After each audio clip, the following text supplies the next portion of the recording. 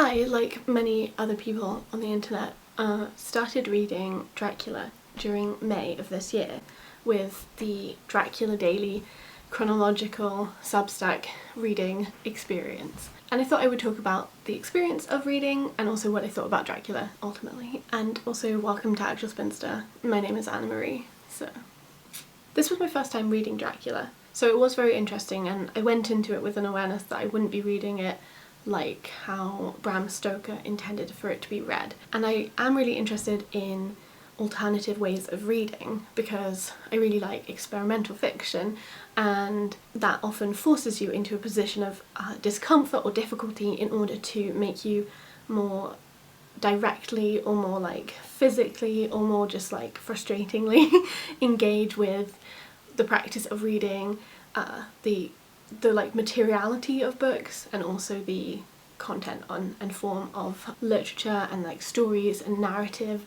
and also often like emotion and feeling. As well as that, I'm also interested in projects that think about communal reading or like collectivity in some capacity, because it obviously will affect how you experience the book, like both obviously because it's not as much of a solitary pursuit as regular reading often is, although even then obviously it's not only by yourself anyway, but also because your communal reading will lead you to different ways of thinking about stuff, and you might share thoughts with people and they'll like develop your own thinking and interpretations and stuff like that. So, you know, it all interested me, and also I have kind of wanted to read Dracula for a while. I mean, also kind of not, because like I do tend to try to avoid reading men, but yeah, a couple years ago I started to be like, maybe I should just finally read, and then this came along and I was like, I guess I should do it. And it felt like a bit less sort of, you know, because you get chunks of the book, it made me feel like maybe this way I can feel like less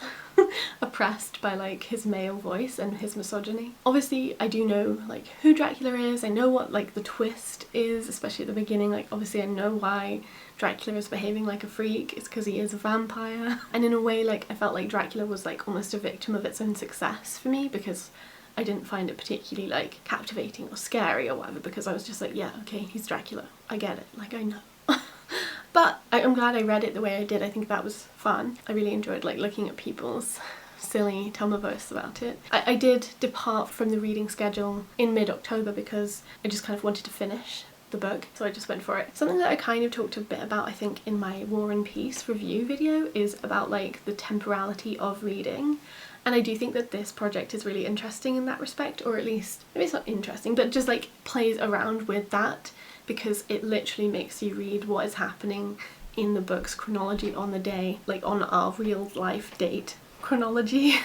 So it does become more of a like, there's even more of a close relationship between time in a novel and time in real life, and that can be really fun and kind of like makes days kind of more exciting. It can also be kind of overwhelming if you have a very busy day and you're like, oh my gosh, and I still haven't read my June 3rd reading for Dracula. There were also kind of like a couple choices that the person who made the Substack, I can't remember his name, made about how he was going to do the chronology, which I maybe wouldn't have agreed with, but obviously he's the editor of this project, so I was still sort of beholden to that kind of like authorial intent or like authority or whatever. I did also see that there is going to maybe be like a book of Dracula in this chronology, which I actually think is a really silly idea, and I think it makes me a bit sad, because I feel like coming to the close of this project, surely the whole sort of like one of the thesis statements is that you can read a book however you would like to engage with the book, and like whilst a book might be ordered in a particular way because the author or the printer did that way, but you can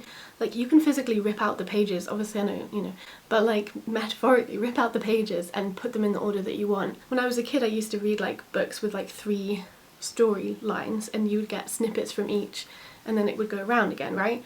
And I only liked one of the storylines, so I just read all the way through of that one storyline. And I was like, well, this is how I choose to engage with the book, and I really like that. So what's wrong with that, you know? Like, we can do whatever we want. Like, I don't need it to be printed in another volume to sort of confirm my reading choices. Obviously, like, it's fine, and I hope people like the book if they want to get it, but let's see what else I wanted to say. Yeah, I said realities are happening concurrently in a way that you don't always feel. Things bleed more. Haha, I see what I did there. Yeah, I did, obviously, because I am gay, like, I thought Lucy and Mina's relationship was very cute, and obviously I ship it. And the stuff with like 3 men is very interesting. The bit with like Arthur or whatever he's called saying that he feels like he married her because he gave her his blood was hilarious. Like when Van Helsing laughs about it afterwards. I'm right there with you. I think I have talked about this before, but I am really interested in like blood, and so obviously I did want to read this for the blood content. Which sounds really weird.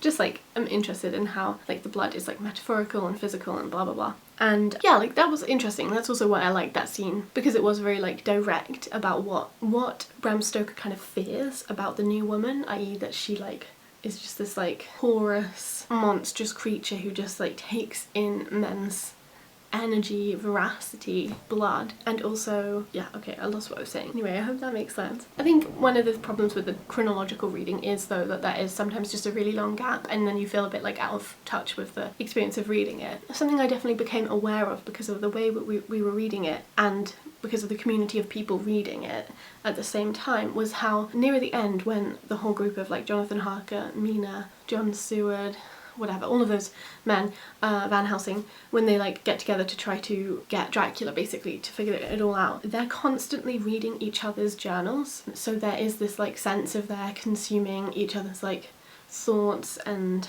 records, and so reading those sections within a community of people also reading those sections was very interesting to me, because I felt like suddenly we had become even more, we were consuming even more, just like they become these kind of circulating consumers, noting things and then passing them on, kind of like a blood transfusion. We also, like the readers outside of the novel, we also became circulatory consumers, which I guess even more happens if the fact that you were reading it and then talking about reading it with other people, and then those other people, or like more people, saw those conversations and then they decided to read it in.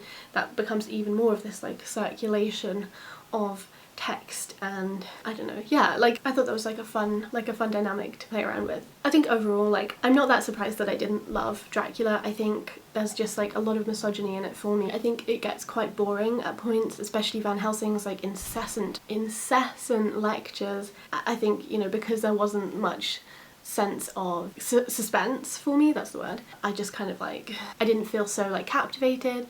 So yeah, like it wasn't a great book, but I was interested in the process of reading it with other people and in the way that it plays around a little bit with the novel structure. Although even then, like, there's only a couple places where it really departed from the chronology of the novel, which is fine, but you know, it makes the kind of project maybe a bit less like crazy than it could. Like, it might be more interesting to do it with a book that really does fuck around with dates, or has more disparity in date, because it also kind of follows just like a regular plot, you know. It's not like it has a sort of in and out plot, like something happens, maybe there's like a little circle of plot there, and then we just kind of all, and it builds and builds. Right, yeah, no, I think that's everything I wanted to say about Dracula. Definitely let me know your experience reading it, what you thought about it. Also, if you were part of Dracula Daily, I'd love to hear your experience, and I'd also love to know your like favourite meme or thing that was posted about it on Tumblr. I think one of my favourites is when, this was very early on, somebody posted something like, oh, Jonathan Harker today had to confront his biggest fear that like Catholics might be right, or something, that made me laugh so much. Oh, and stuff with Mina, like when they're all working together in the house and they like leave Mina out of it, really annoyed me. Like, they were so silly. Like, did they learn nothing from Lucy? And the answer is no, they didn't, because they're stupid. Anyway. Oh yeah, and I did also watch the Winona Ryder Dracula, Francis Ford Coppola, or whatever he's called, Dracula, which is definitely not Bram Stoker's Dracula, and I hated it. So but I did think that Lucy, when she was a vampire, looked very sexy. It was a great outfit. But yeah, otherwise I really hated it. So there we go. There are my thoughts on that. I would love to hear your recommendations about vampire fiction. I have read Carmilla, but not the edition that I really want to, which is the Carmen Maria Machado one. You know, I've been trying to find a copy of that for ages, but one day hopefully I will find it. But yeah, I think that's everything I wanted to say, and yeah, thank you so much for being here, and I'll talk to you when I next talk to you. Bye!